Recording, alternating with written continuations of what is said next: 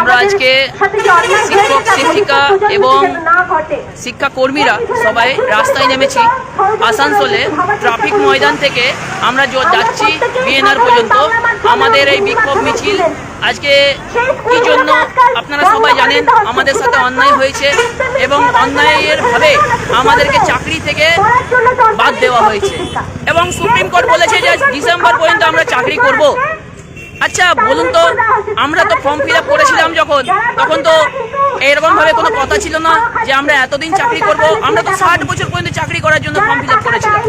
আমরা তো যোগ্যতা নিরিখে চাকরি পেয়েছিলাম।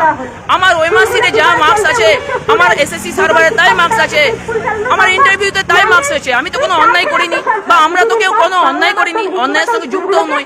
আমরা সিবিআই লিস্টে আমাদের নাম নেই, বা কমিটিতে আমাদের নাম নেই। তাহলে আপনি যখন দেখলেন যে আর কোনো দুর্নীতি পাওয়া যাচ্ছে না, সেইখানে আপনি পুরো প্যানেলটা বাতিল করে দিলেন।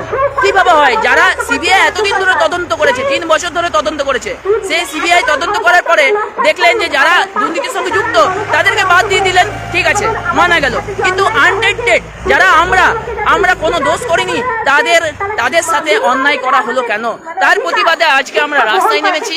আপনারা দেখতে পাচ্ছেন যোগ্য শিক্ষক শিক্ষিকা অধিকার মঞ্চের তরফ থেকে আমরা রাস্তায় নেমেছি আজকে, এবং আমাদের এই বিক্ষোভ মিছিল চলবে এবং আমরা আরো আন্দোলন তীব্রতর করে তুলব।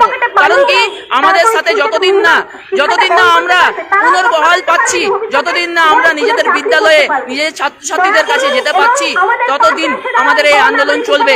আমরা ওই ললিপপে ভুলছি না।